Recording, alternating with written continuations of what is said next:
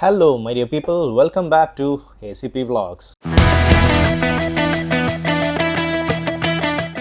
B Unnikrishnan എഴുതി സംവിധാനം ചെയ്ത ഏറ്റവും പുതിയ ഫിലിമാണ് പ്രതിച്ഛായ. നിവിൻ പോളി, ബാലചന്ദ്ര മേനോൻ, ഒരുപാട് കാലങ്ങൾക്ക് ശേഷം ബാലചന്ദ്ര മേനോൻ, പിന്നെ ഷറഫുദ്ദീൻ, ആൻ അഗസ്റ്റിൻ, ഹരിശ്രീ അശോകൻ, സായ് കുമാർ, അങ്ങനെ വലിയൊരു താരനിര തന്നെ ഉള്ളൊരു പക്കാ പൊളിറ്റിക്കൽ ഡ്രാമയാണ് പ്രതിച്ഛായ എന്ന് പറയുന്നത്. ഫിലിം എങ്ങനെ ഉണ്ടെന്ന് എന്നോട് ചോദിച്ചാൽ ഒറ്റ വാക്കിൽ ഞാൻ പറയും, നന്നായിരുന്നു. It wasn't A great film. ഇതിനകത്ത് തെറ്റുകളൊന്നും ഇല്ലയെന്ന് ഞാൻ പറയില്ല, ബട്ട് നന്നായിരുന്നു. ഇത് ഈ ഫിലിമിൻ്റെ ഒരു സ്റ്റോറി ലൈൻ എന്ന് പറയുന്നത് ഒരു ഫാദർ സൺ റിലേഷൻഷിപ്പിനെ ബേസ് ചെയ്ത് സ്റ്റാർട്ട് ചെയ്യുന്നതാണെങ്കിൽ കൂടിയും ഇതിനകത്തെ ഒരു മെയിൻ പ്രമേയം എന്ന് പറയുന്നത് കോർപ്പറേറ്റ്സ് അല്ലെങ്കിൽ വലിയ ശക്തികൾ എങ്ങനെയാണ് ഒരു നാടിൻ്റെ പോളിസീസിനെയും ഗവേണൻസിനെയും മെയിൻ സ്ട്രീം മീഡിയ അല്ലെങ്കിൽ സോഷ്യൽ മീഡിയ യൂസ് ചെയ്ത് സ്കാൻഡൽസ് വഴിയും അല്ലാതെയുമുള്ള നറേറ്റീവ്സ് വെച്ച് കൺട്രോൾ ചെയ്യാൻ ശ്രമിക്കുന്നത് എന്നുള്ളൊരു പ്രമേയത്തിലൂടെയാണ് ഈ സ്റ്റോറി പോണത്. ഇതിന് മുൻപേയും സിമിലർ ആയിട്ടുള്ള സ്റ്റോറി ലൈനിലെ പൊളിറ്റിക്കൽ ഡ്രാമാസ് നമ്മുടെ മലയാളം ഇൻഡസ്ട്രിയിലും ഇന്ത്യൻ ഫിലിം ഇൻഡസ്ട്രിയിലും വന്നിട്ടുണ്ട്. ഇതിനകത്ത് എന്താ പറയുക, എടുത്ത് പറയപ്പെടുന്ന ഇഷ്യൂസ് എന്ന് പറയുന്നത് socially and politically still relevant, വർഷങ്ങൾ പഴക്കമുള്ളതാണെങ്കിൽ പോലും still socially and politically relevant ആയിട്ടുള്ള ഇഷ്യൂസാണ് ഈ ഫിലിമിൽ ത്രൂ ഔട്ട് പറയുന്നത്. ഫിലിമിൻ്റെ പോസിറ്റീവ്സിലോട്ട് വരാനാണെങ്കിൽ first of all I would say cinematography.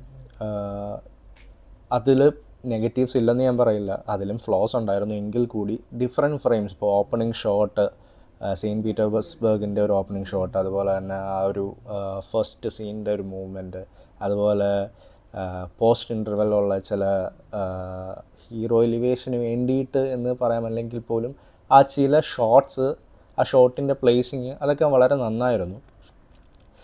പിന്നെ ഇതിനകത്തെ മെയിൻ പോസിറ്റീവ് ഇവരുടെ അഭിനയമായിരുന്നു.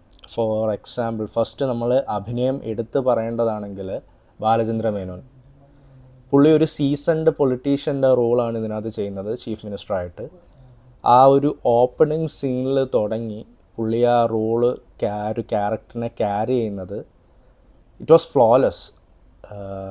പുള്ളിയുടെ ഈ ഒരു ഇതിനകത്ത് പൊളിറ്റീഷ്യൻ്റെ ക്യാരക്ടർ എന്ന് പറയുന്നത് വെച്ച് കഴിഞ്ഞാൽ തൻ്റേതായ ശരികളുള്ള, ഒരു തെറ്റ് ചെയ്ത് കഴിഞ്ഞാൽ അതിന് പകരം നല്ലൊരു ശരി ചെയ്താൽ മതി എന്ന് വിശ്വസിക്കുന്ന ഒരു സീസൺ പൊളിറ്റീഷ്യനായിട്ടാണ് ബാലചന്ദ്രൻ മേനോൻ്റെ KN വർഗീസ് എന്ന് പറഞ്ഞ ക്യാരക്ടർ വരുന്നത്. ഇതിനകത്ത് പുള്ളിയുടെ ആ ക്യാരക്ടറിനകത്ത് എന്താ പറയുക, നമ്മുടെ നാട്ടിൽ ഈ ഫിലിമിൽ മെയിനായിട്ടും നമ്മുടെ നാട്ടിൽ കടന്നു പോയിട്ടുള്ള പല പൊളിറ്റിക്കൽ സ്കാൻഡൽസിനെയും ഇൻസ്പയർ ചെയ്തിട്ടുള്ള ഇവൻറ്റ്സാണ് ഈ ഫിലിമിൽ ത്രൂ ഔട്ട് കാണിക്കുന്നത്. അങ്ങനെ കാണിച്ചുകൊണ്ട് ആ ഒരു CM ക്യാരക്ടർ പുള്ളി പോർട്രേ ചെയ്യുമ്പം മരണപ്പെട്ടു പോയ പല പൊളിറ്റീഷ്യൻസിൻ്റെയും ഒരു എന്താ പറയുക ഷെയ്ഡ് ഈ ഒരു ക്യാരക്ടറിലേക്ക് കൊണ്ടുവരാൻ ബോധപൂർവം ശ്രമിച്ചതാണോ എന്നറിയില്ല, എങ്കിൽ പോലും എനിക്കത് ഫീൽ ചെയ്തു. രണ്ടാമത് എടുത്ത് പറയേണ്ടത് നിവിൻ പോളിയുടെ അഭിനയമാണ്. പുള്ളിക്ക് ശരിക്കും പറഞ്ഞാൽ ഇതിനകത്ത് അഭിനയത്തിനുള്ള സ്പേസ് കുറവായിരുന്നു. എന്ന് പറഞ്ഞാൽ ക്യാരക്ടറിൻ്റെ ഒരു എന്താ പറയുക, ഒരു ക്യാരക്ടർ കംപ്ലീറ്റ്ലി ഒരു ഫ്ലാറ്റ് ലൈനിലാണ് പോയിക്കൊണ്ടിരിക്കുന്നത്. ഒരു ഹീറോ എലിവേഷൻ കൊടുക്കാൻ കഴിഞ്ഞിട്ടില്ല.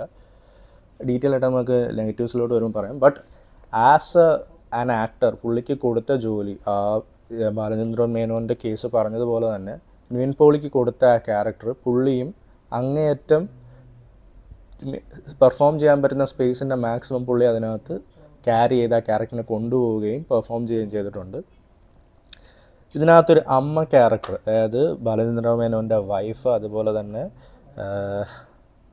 നിവിൻ പോളിയുടെ അമ്മയുടെ ക്യാരക്ടർ അഭിനയിച്ച ആക്ട്രസ് ഉണ്ട്, സബിത ആനന്ദ്. പുള്ളിക്കാരിക്ക് ആദ്യമേയൊക്കെ കുറച്ച് എന്താ പറയുക, സാധാ ഒരു അമ്മ ക്യാരക്ടറിൻ്റെ ഇതിലെ ഫസ്റ്റ് ഹാഫിലും സെക്കൻഡ് ഹാഫിൻ്റെ പാതിയോളം ഉള്ളൂ. പക്ഷേ ക്ലൈമാക്സ് അടുക്കുന്ന സമയത്ത് പുള്ളിക്കാരിയുടെ ക്യാരക്ടറിന് ഒരു ഇമ്പോർട്ടൻ്റ് റോളും ഉണ്ട്. അതുപോലെ തന്നെ പുള്ളിക്കാരി അത് നല്ല രീതിയിൽ പെർഫോം ചെയ്തിട്ടുണ്ട്. പിന്നെ വരുന്നത് ഹരിശ്രീ അശോകനാണ്. ഇതിനകത്തെ പാർട്ടിയുടെ, അതായത് ഭരണകക്ഷിയിലെ ഒരു പാർട്ടി പ്രസിഡൻ്റ് എന്നുള്ള ഒരു ക്യാരക്ടറാണ് പുള്ളി ചെയ്തിരിക്കുന്നത്. ഒരു ഗ്രേ ഷെയ്ഡുള്ള ക്യാരക്ടറാണ്. പുള്ളിയും അത്യാവശ്യം നല്ലവരും തന്നെ പെർഫോം ചെയ്തു. സായ് കുമാർ, എനിക്ക് സായ് കുമാറിൻ്റെ ക്യാരക്ടർ വന്നപ്പോഴത്തേക്കും പുള്ളിക്ക് സ്ക്രീൻ സ്പേസ് കുറവാണ്. പുള്ളി ഒരു രാഷ്ട്രീയക്കാരൻ്റെയും ഒരു അച്ഛൻ്റെയും ഇമോഷൻ നല്ല രീതിയിൽ പോർട്രേ ചെയ്തിട്ടുണ്ട് ഇതിനകത്ത്. ഷറഫുദ്ദീൻ ഷറഫുദ്ദീൻ്റെ അത് വരുമ്പോഴത്തേക്കും ഷറഫുദ്ദീനാണ് ഇതിനകത്ത് വില്ലൻ ക്യാരക്ടർ ചെയ്തിരിക്കുന്നത്. ഒരു കോർപ്പറേറ്റ് ഹെഡായിട്ടുള്ളൊരു വില്ലനാണ്. ആ ഒരു ക്യാരക്ടറിൻ്റെ ഒരു സ്വാഗ്, സ്റ്റൈല് അത് അങ്ങേയറ്റം മികവോടുകൂടി പുള്ളി സ്ക്രീനിലേക്ക് കൊണ്ടുവന്നിട്ടുണ്ട്. ചില സ്പേസസിൽ പുള്ളിക്ക് ഒരു ഫ്രീ റൺ കൊടുത്തതുപോലെ ഉണ്ടായിരുന്നു പുള്ളിയുടെ ഇഷ്ടത്തിന്. ആ സ്പേസസൊക്കെ പുള്ളി അത്രയും അതിമനോഹരമായിട്ട് ചെയ്തു എന്ന് തന്നെ പറയാതിരിക്കാൻ വയ്യ. പിന്നെ പുതിയതായിട്ട് അഭിനയിക്കാൻ വന്ന ആക്ട്രസ്സാണ് ഈ ഫിലിമിലുള്ളത്. നീതു എന്നാണ് പേര്, നീതു കൃഷ്ണ. പുള്ളിക്കാരി ഫസ്റ്റ് ഫിലിമാണ്, നിവിൻ പോളിയുടെ വൈഫായിട്ടാണ്. പുള്ളിക്കാരിക്കും സ്ക്രീൻ സ്പേസും ഡയലോഗ്സും കുറവാണെങ്കിൽ പോലും ആ കൊടുത്ത ജോലി നീറ്റായിട്ട് ചെയ്തിട്ടുണ്ട്.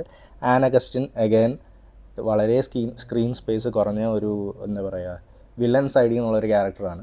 പുള്ളിക്കാരിയും ഏൽപ്പിച്ച ജോലി വൃത്തിയായിട്ട് ചെയ്തു. മണിയമ്പിള്ള രാജു അഗൈൻ കൊടുത്ത ജോലി നീറ്റായിട്ട് ചെയ്ത് കംപ്ലീറ്റ് ചെയ്തു. പിന്നെ എടുത്ത് പറയേണ്ടത് ഇതിൻ്റെ അകത്ത് മ്യൂസിക് കമ്പോസ് ചെയ്തിരിക്കുന്നത് ജസ്റ്റിൻ വർഗീസിൻ്റെ എനിക്ക് ഇതിനകത്ത് ബാക്ക്ഗ്രൗണ്ട് സ്കോർ ആയാലും മ്യൂസിക് ആയാലും എല്ലാം കുഴപ്പമില്ലായിരുന്നു എന്ന് പറയാനേ ഉണ്ടായിരുന്നുള്ളൂ. മോശമാണെന്ന് ഞാൻ പറയില്ല. ചില സ്പേസസിലേക്ക് എനിക്ക് എൻജോയ് ചെയ്യാൻ പറ്റി നല്ലപോലെ. പക്ഷേ not up to the mark എന്ന് തന്നെ പറയേണ്ടി വരും. പിന്നെ ഉള്ളത് എഡിറ്റർ മനോജാണ് എഡിറ്റ് ചെയ്തിരിക്കുന്നത്. ഓക്കെ. പിന്നെ പ്രൊഡക്ഷൻ. എനിക്ക് ഈ ഫിലിം ഞാൻ തിയേറ്ററിൽ പോയി കാണണമെന്ന് വിചാരിക്കാൻ കാര്യം തന്നെ 2 റീസൺസാണ്. ഒന്ന്, നിവിൻ പോളിയുടെ ഒരു പൊളിറ്റിക്കൽ ആയിട്ടുള്ള മൂവി. പിന്നെ 3 റീസൺസ്. ബാലേന്ദ്ര മേനോൻ്റെ വളരെ നാളത്തേന് ശേഷം ഉള്ളൊരു ഫിലിം റീ എൻട്രി. പിന്നെ മെയിൻ റീസൺ എന്ന് പറയുന്നത് ഗോകുലം ഗോപാലൻ്റെ പ്രൊഡക്ഷൻ ഹൗസിൽ നിന്ന് വരുന്നതാണ്. അപ്പം വേഫെയർ ഫിലിംസ്, മമ്മൂട്ടി കമ്പനി എന്നൊക്കെ പറയുന്ന പോലെ മിനിമം ഗ്യാരണ്ടി ഉള്ള ഒരു പ്രൊഡക്ഷൻ ഹൗസാണ് ഗോകുലം ഗോപാലൻ ഫിലിം പ്രൊഡ്യൂസ് ചെയ്യുന്നത്. അപ്പം ആ ഒരു ഗ്യാരണ്ടിയും കൂടി ചേർത്തിട്ടാണ് ഞാൻ ഈ ഫിലിം തിയേറ്ററിൽ തന്നെ പോയി കാണണമെന്ന് വിചാരിച്ചത്. നെഗറ്റീവ്സിലോട്ട് വരാനാണെങ്കിൽ ഈ ഫിലിം കുറച്ചുകൂടി എഡിറ്റിങ്ങിലും ഡയറക്ഷനിലും ബെറ്റർ ആവാം എന്ന് എനിക്ക് തോന്നി. കാരണം ഫിലിം ത്രൂ ഔട്ട് തുടക്കം മുതൽ എൻഡ് വരെയും പലയിടങ്ങളിലും വലിച്ചു നീട്ടിയ ഒരുപാട് സിറ്റുവേഷൻസ് ഉണ്ടായിരുന്നു. അപ്പം അത് എഡിറ്റ് ചെയ്തത് കുറച്ചുകൂടി ക്രിസ്പായിരുന്നിരുന്നെങ്കിൽ നന്നായിരുന്നു എനിക്ക് ഫീൽ ചെയ്തു. ഡയറക്ഷനിലോട്ട് വരുമ്പോഴത്തേക്കും ഇതിനകത്ത് മെയിൻ ലീഡിന് ഒരു ഹീറോ എലിവേഷനുള്ളൊരു സിറ്റുവേഷൻ എനിക്ക് ഫീൽ ചെയ്തില്ല എവിടെയും. ഒരു പോസ്റ്റ് ഇൻ്റർവെൽ കഴിഞ്ഞൊരു മെയിൻ എന്താ പറയുക റീ ഇൻട്രൊഡക്ഷൻ വന്നപ്പോൾ പോലും അവിടെ ഒന്നും എനിക്കൊരു പ്രോപ്പർ ഹൈ ഫീൽ ചെയ്തില്ല. പിന്നെ വരുന്ന നെഗറ്റീവ് എന്ന് പറഞ്ഞാൽ പെർഫോമൻസസിൽ ഷറഫുദ്ദീൻ്റെ ക്യാരക്ടർ ഞാൻ പറഞ്ഞല്ലോ, പുള്ളി സ്വാഗ്, സ്റ്റൈല്, അങ്ങനെ വില്ലന് വേണ്ടുന്ന ഒരുപാട് ക്യാരക്ടറിസ്റ്റിക്സ് സ്ക്രീനിലോട്ട് കൊണ്ടുവന്നപ്പോൾ പോലും പുള്ളിക്കാരന് ചില സ്റ്റേജസിൽ ഡയലോഗ് ഡെലിവറി ആയാലും എക്സ്പ്രഷൻസ് ആയാലും ഭയങ്കര മെക്കാനിക്കലായിട്ട് തോന്നി. ചിലപ്പോൾ പുള്ളിക്കാരൻ ആ ഒരു ഫ്രീ റൺ, ഞാൻ പറഞ്ഞല്ലോ ഇടയ്ക്കൊരു സ്പേസിൽ ഒരു ഫ്രീ റൺ കിട്ടിയപ്പോൾ നല്ല രീതിയിൽ ആ വില്ലൻ ക്യാരക്ടറിനെ പോർട്രേ ചെയ്തെങ്കിലും പലയിടത്തും ഈ മെക്കാനിക്കൽ വന്നത് ചിലപ്പം ആ ഒരു ഫ്രീഡം അവിടെ കിട്ടാഞ്ഞത് കൊണ്ടായിരിക്കാം. ആ ഒരു ഫ്രീ റൺ കിട്ടിയിരുന്നെങ്കിൽ കുറച്ചുകൂടി ബെറ്റർ ആയേനെ എന്നെനിക്ക് ഫീൽ ചെയ്തു. പിന്നെ എനിക്ക് നെഗറ്റീവായിട്ട് ഫീൽ ചെയ്തത് ഇതിനകത്ത് ഒരുപാട് നെഗറ്റീവ് അല്ലത് ആക്ച്വലി എനിക്ക് ഫീൽ ചെയ്തതാണ്. ഇപ്പം നമ്മൾ കഴിഞ്ഞു പോയ 2-3 പൊളിറ്റിക്കൽ ഫിലിംസ് ആയിട്ടുള്ള ലൂസിഫറിൻ്റെ ആയാലും എംപുരാൻ്റെ ആയാലും കുറേ പാരലൽസ് ഈ ഫിലിമിൽ കണ്ടു എന്നെനിക്ക് ഫീൽ ചെയ്തു. പല പാരലൽസും എനിക്കത് ഫീൽ ചെയ്തു. ഈ ക്യാരക്ടേഴ്സ് തമ്മിൽ ഫോർ എക്സാമ്പിൾ ഇപ്പം നമുക്കൊരു സ്റ്റോറിയുടെ ബാക്ക്ഗ്രൗണ്ട് ബിൽഡ് ചെയ്യുമ്പോഴത്തേക്കും നമുക്ക് ഓഡിയൻസ് ആർ ഇൻ്റലിജൻറ്റ്, പലതും നമ്മൾ എടുത്ത് പറയേണ്ട ആവശ്യമില്ല. പക്ഷേ അങ്ങനല്ല, ഒരു ക്യാരക്ടേഴ്സ് തമ്മിലുള്ള ഒരു ഇമോഷൻ, ആ ഇമോഷൻസ് ബിൽഡ് ചെയ്യാൻ പ്രോപ്പറായിട്ടുള്ള സീൻസ് വേണം, അങ്ങനെയുള്ള കാര്യങ്ങൾ വേണം. ഇത് അങ്ങനൊരു